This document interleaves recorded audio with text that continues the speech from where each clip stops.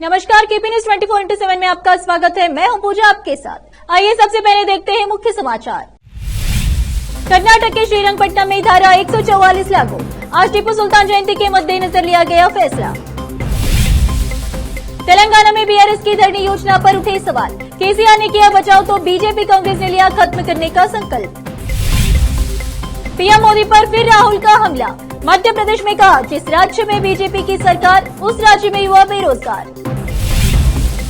दिल्ली में अब नहीं लागू होगा ऑड-इवन। केजरीवाल सरकार का बड़ा फैसला। बिहार में बड़ा हादसा। गैस लीकेज से हुए ब्लास्ट से 20 से अधिक झुलसे, 8 की हालत गंभीर। इंडिया पोस्ट में सरकारी नौकरी पाने का एक अच्छा मौका। नौकरी पाने के इच्छुक उम्मीदवार इंडिया पोस्ट के आधिकारिक वेबसाइट पर जा कर सकते हैं अप्लाई।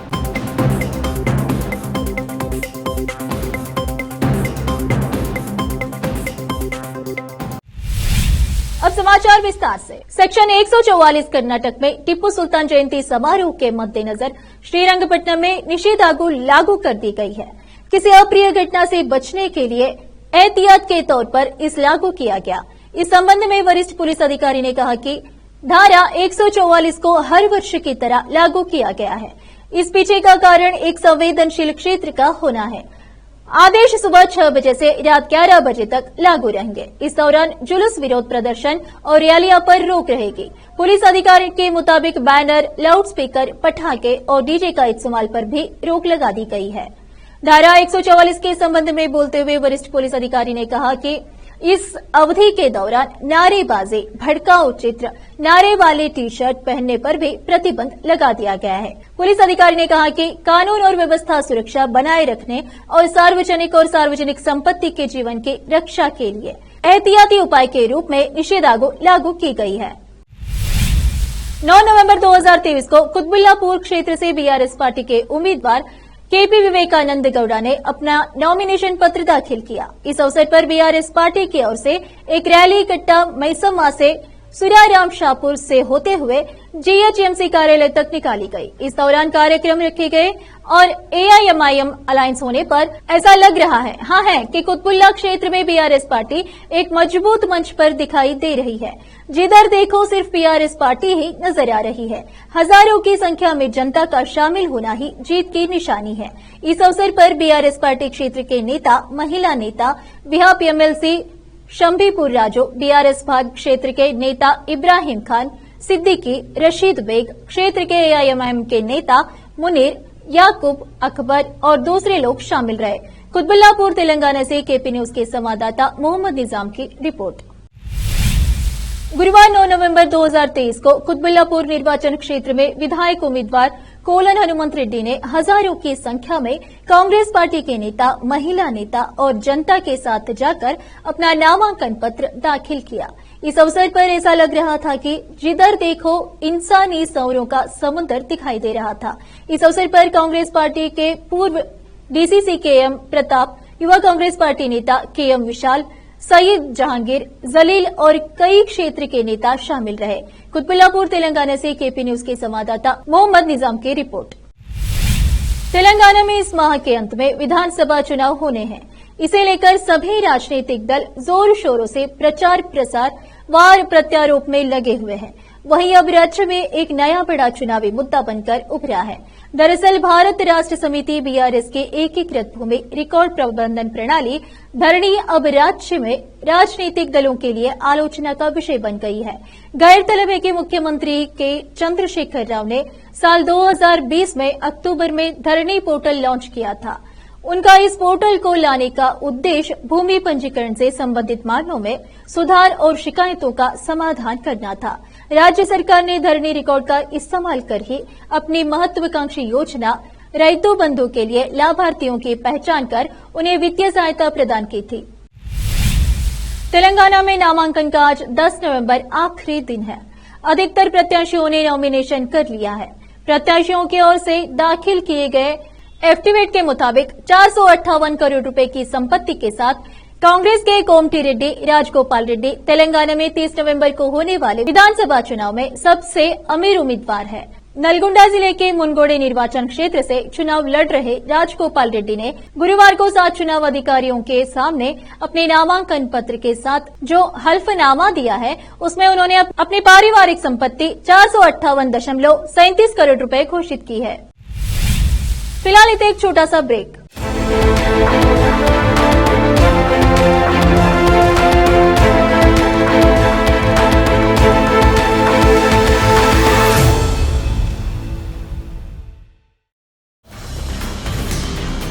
हिंदुस्तान के हर कोने में हम हैं मौजूद। 24 घंटे हालात पर गहरी नजर, खबरों से जुड़े चुपते सवालात और आपको दिखाता है धार्मिक, सामाजिक, राजनीतिक, लोकल और इंटरनेशनल न्यूज की सबसे बेहतर coverage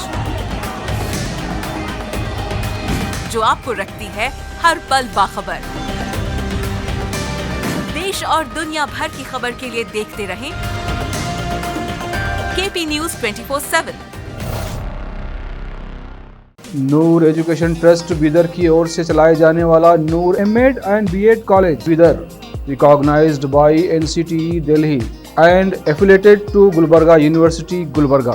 Admission are open for the academic year 2022-23. विशेषज्ञ और सक्षम शिक्षकों द्वारा शिक्षा प्राप्त करने के लिए नूर एमएड एंड बीएड कॉलेज में दाखिला लें और शांत वातावरण में शिक्षा प्राप्त करें। बीदर शहर में बेहतर शिक्षा का एकमात्र केंद्र Noor MEd and BEd college, Shahpur gate, Bidar. Phone numbers 9945283920 8482221297। Break के बाद आपका स्वागत है समाचारों में। मध्य प्रदेश में कांग्रेस और बीजेपी के बीच जुबानी जंग जारी है। कभी बीजेपी की तरफ से पीएम नरेंद्र मोदी कांग्रेस पर हमला बोलते हैं तो जवाब में कांग्रेस की तरफ से राहुल गांधी उन्हें अडानी के मामले में घेरते नजर आते हैं। शुक्रवार 10 नवंबर को सताना में एक जनसभा में बोलते हुए उन्होंने बीजेपी की केंद्र सरकार और पीएम नरेंद्र मोदी पर जमकर हमला बोला। राहुल गांधी ने कहा, देश और राज्य की सरकार को अफसर चलाते हैं। जिस राज्य में बीजेपी की सरकार है उस राज्य में युवा बेरोजगार है। मध्य प्रदेश में ओबीसी की सरकार नहीं है। इस राज्य में ओबीसी की कोई भागीदारी नहीं है। मोदी जी हजारों करोड़ों रुपए के हवाई जहाज में जाते हैं, करोड़ों रुपए का सूट पहनते हैं और कहते हैं कि हम ओबीसी हैं।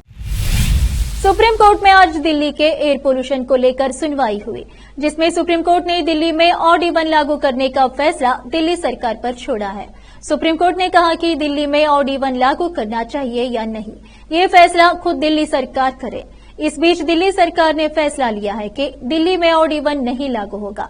इससे पहले सुप्रीम कोर्ट ने कहा कि ऑड इवन से कुछ खास फायदा नहीं हुआ है, तो वही दिल्ली सरकार का पक्ष रखते हुए वकील ने कहा कि हमारी कराई रिसर्च बताती है कि इस स्कीम से थोड़ा सुधार हुआ है, सड़कों पर ट्रैफिक घटा है। सुप्रीम कोर्ट ने दिल्ली सरकार से कहा कि ऑड इवन पर फैसला आपको लेना है, आपको जो करना है आप करें। कल को आप कहेंगे कि सुप्रीम कोर्ट ने करने नहीं दिया। हम बस ये कहना चाहते हैं कि अगर असर हो रहा है आपकी स्कीम का तो आप अपना फैसला लीजिए। इसमें हम कुछ अपनी राय नहीं जाहिर कर रहे हैं। जान लें कि दिल्ली सरकार पहले 13 नवंबर से 20 नवंबर तक दिल्ली में ऑड इवन लागू करने के बारे में कह चुकी थी। हालांकि अब ये लागू नहीं होगा।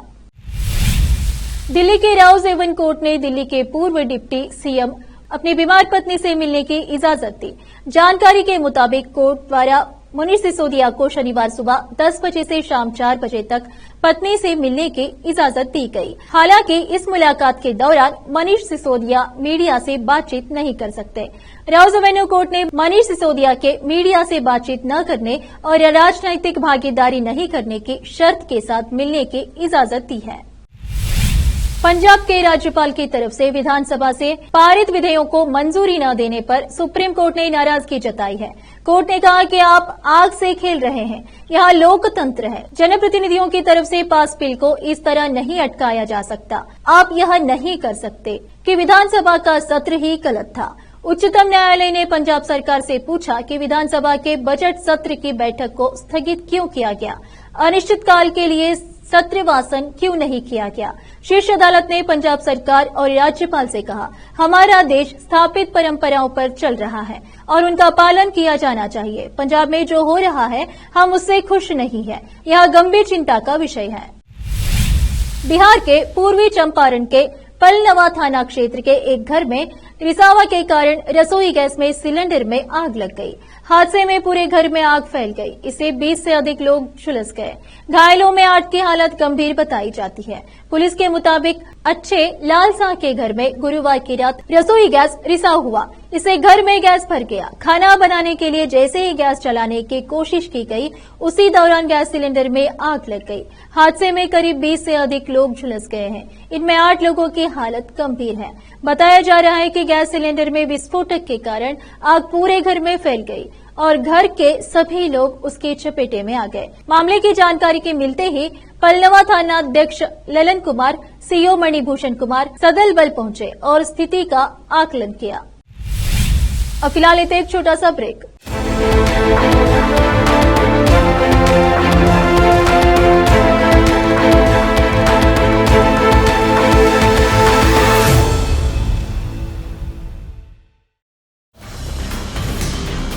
हिंदुस्तान के हर कोने में हम हैं मौजूद।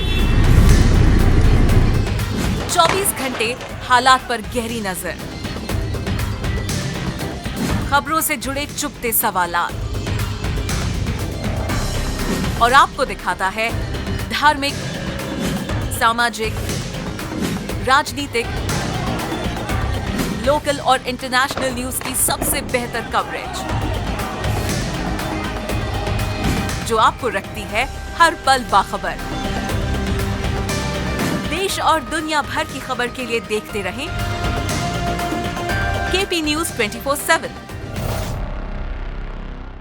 नूर एजुकेशन ट्रस्ट बीदर की ओर से चलाए जाने वाला Noor MEd and BEd college Bidar, recognised by NCTE Delhi and affiliated to Gulbarga University, Gulbarga. Admission are open for the academic year 2022-23.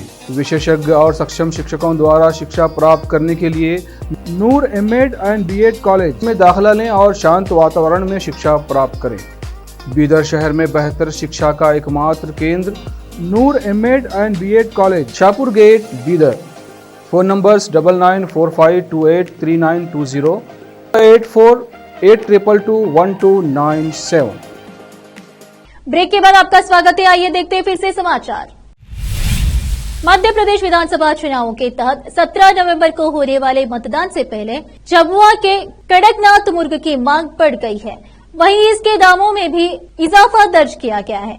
काले रंग के पौष्टिक मांस के लिए मशहूर इस मुर्गा प्रजाति को जियोग्राफिकल इंडिकेशंस जीआई का तमग हासिल है। झाबुआ के कृषि विज्ञान केंद्र केवीके के वैज्ञानिक डॉक्टर चंदन कुमार ने पीटीआई भाषा को बताया, ठंड के मौसम की शुरुआत हो गई है और चुनावों का भी समय है। ऐसे में कड़कनाथ की मांग 30 से 40% बढ़ गई है। उन्होंने बताया कि देश भर के पोल्ट्री फार्म संचालक कड़कनाथ मुर्गे की शुद्ध नस्ल की चूजों के लिए झाबुआ का रुख करते हैं। इंडिया पोस्ट में सरकारी नौकरी पाने का मन बना रहे युवाओं के लिए एक अच्छा मौका है।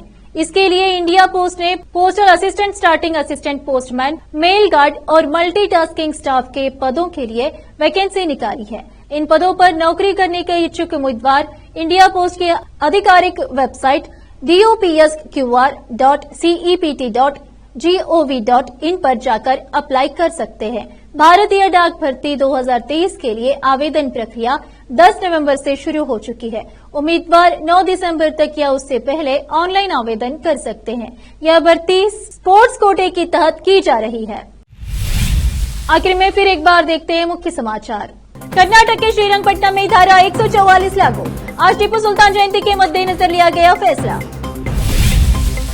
तेलंगाना में बीआरएस की धरनी योजना पर उठे सवाल। केसीआर ने किया बचाव तो बीजेपी कांग्रेस ने लिया खत्म करने का संकल्प। पीएम मोदी पर फिर राहुल का हमला। मध्य प्रदेश में कहा, जिस राज्य में बीजेपी की सरकार उस राज्य में युवा बेरोजगार। दिल्ली में अब नहीं लागू होगा ऑड इवन। केजरीवाल सरकार का बड़ा फैसला।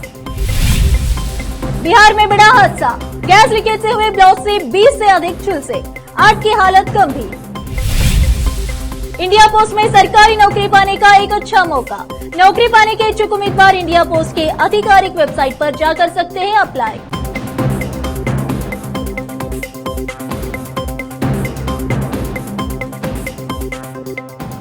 केपी न्यूज में इतना ही। देश प्रदेश के समाचारों के लिए देखते रहिए केपी न्यूज 24/7। धन्यवाद।